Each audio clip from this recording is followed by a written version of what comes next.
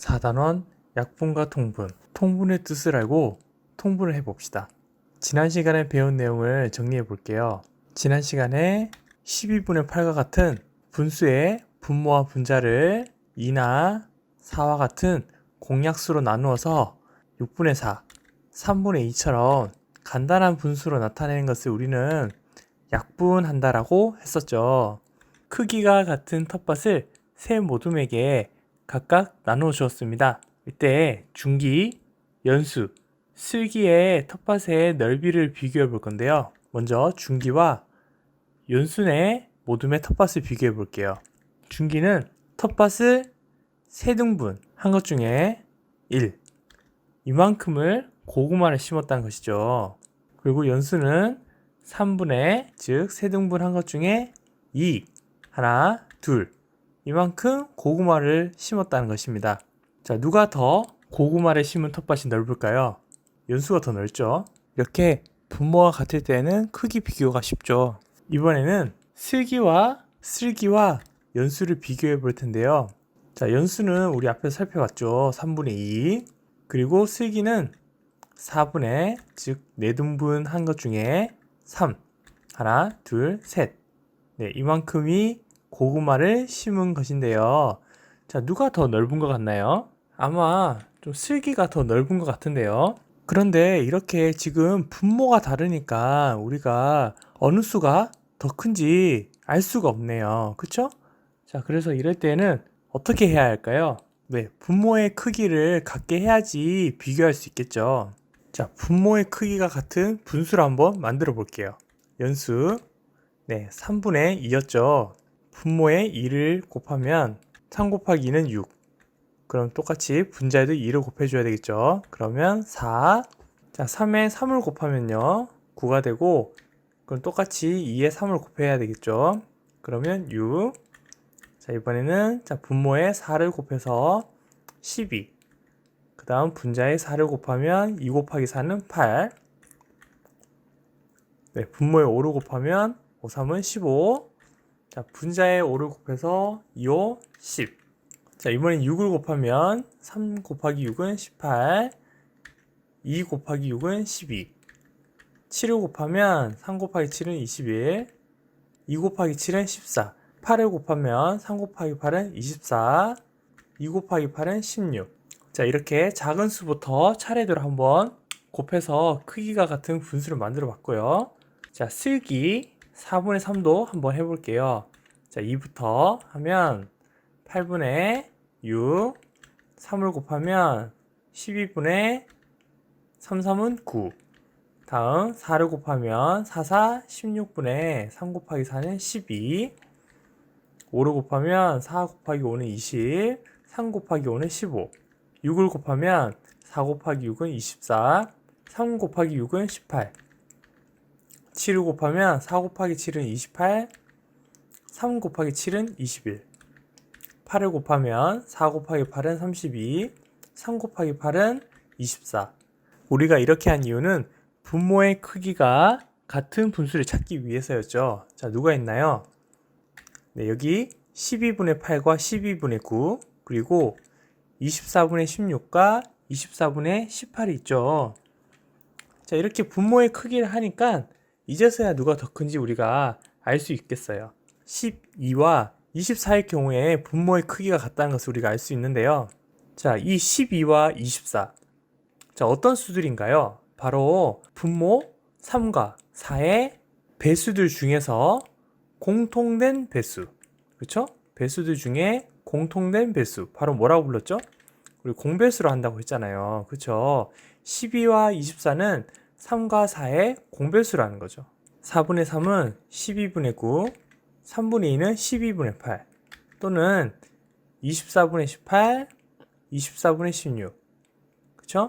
자, 이랬을 때 이제서야 크기 비교를 할 수 있겠네요. 자, 누가 더 큰가요? 24분의 18이 더 크잖아요. 즉, 슬기네 고구마를 심은 텃밭의 넓이가 더 넓다는 것을 우리가 알 수 있습니다. 그림을 이용해서 분모를 같게 만들어 볼 텐데요. 3분의 2와 4분의 3. 자, 이랬을 때 3분의 2라는 것은 자, 분모 3, 즉 2를 세등분 했다는 거잖아요. 그 중에 2, 하나, 둘. 이게 3분의 2죠. 그리고 자, 그래서 우리가 분모를 같게 만들어 줘야 되니까 자, 12로 만들어 줄 텐데 자, 분모가 12라는 것은 12등분 한다는 것이잖아요. 이렇게요. 그런데 여기 잘 보세요. 자, 빨간색 표시된 부분을 보면 3분의 2일 때 하나였던 것이 지금 노란색으로 지금 몇 등분 했나요? 다시.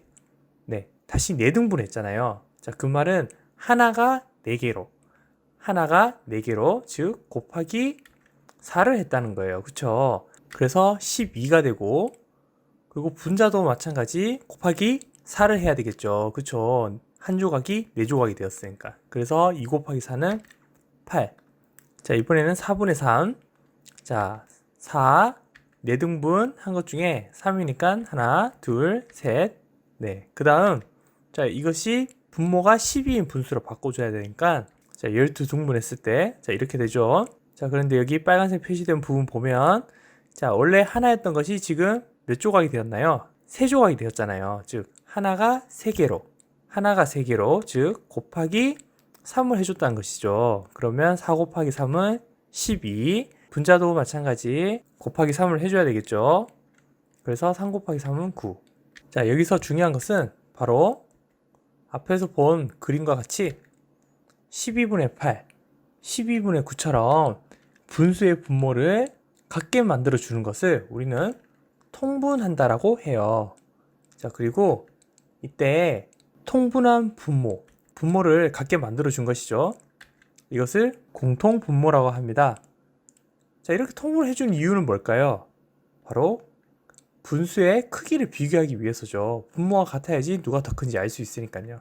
그리고 이때 우리가 지금 분모를 12, 즉 공통분모가 12일 때 우리가 크기를 비교했는데요. 이뿐 아니라 24분의 16 또는 24분의 18처럼 분모가 24 또는 36, 48일 때도 분모의 크기가 같아지기 때문에 크기를 비교할 수 있어요. 근데 우리가 굳이 분모를 12로 만들어서 비교한 이유는 뭘까요? 계산이 복잡해지기 때문입니다. 그쵸? 자, 그렇기 때문에 최대한 작은 수로 만들어야지 우리가 계산하고 비교하기가 편하겠죠. 그래서 이때 공배수 중에 가장 작은 수, 바로 분모를 최소 공배수로 만들어서 비교를 해준다는 것이죠. 통분하는 법을 알아볼 텐데요. 2가지 방법이 있습니다. 먼저 두 분모의 곱을 공통분모로 만들어서 통분해 볼 건데요. 8분의 5와 10분의 7이니까 자, 8분의 5에 곱하기 10을 해줘야 되겠죠. 그럼 마찬가지 분자에도 똑같은 수, 그러면 80이 되고 분자에도 똑같은 수 10을 곱해서 5 곱하기 10은 50. 그리고 10분의 7은 마찬가지 자, 곱하기 8을 해줘야 되겠죠. 자, 그러면 분모가 80이 되고 분자에도 똑같이 8을 곱해주면 56이 됩니다. 이렇게 통분을 할 수도 있고요. 아니면 앞에서 선생님이 얘기했죠. 최소 공배수를 공통분모로 만들어서 우리가 통분할 수도 있어요. 8과 10의 최소 공배수를 구하면 40이 됩니다. 네, 최대 공약수는 2가 되고요. 여기에 대한 내용은 위에 있는 카드 영상을 참고하세요. 8분의 5는 자, 40으로 만들어줘야 되잖아요. 분모를. 자, 그러면 얼마를 곱해줘야 되나요? 네, 5를 곱해주면 되죠. 그래서 8 곱하기 5는 40. 그럼 똑같이 분자에도 5를 곱해서 25. 10분의 7은 공통분모를 40으로 만들어줘야 되니까 곱하기 4. 그럼 분자에도 똑같이 곱하기 4를 해서 28. 2가지 방법 중에 편한 방법을 쓰면 되는데요. 각각의 장점이 있어요. 먼저 분모가 작을 때는 두 분모의 곱을 공통분모로 해서 계산하는 게 빠르고요. 아니면 분모가 좀 클 때에는 최소 공배수를 공통분모로 통분하는 것이 편할 수 있어요. 어쨌든 친구들이 편한 것을 선택해서 쓰면 됩니다. 이번 시간에 배운 내용을 정리해 볼게요. 분수의 분모를 같게 만들어 주는 것, 자, 통분이라고 했죠. 자, 이렇게 한 이유는 누가 더 큰지 크기 비교를 위해서고요. 이때 같게 만들어 준 분모, 통분한 분모, 이것을 바로 공통분모라고 합니다. 친구들 꼭 기억해 주세요. 다음 시간에는 분모가 다른 분수의 크기를 비교해 보도록 할게요. 그럼 다음 시간에 또 만나요. 안녕.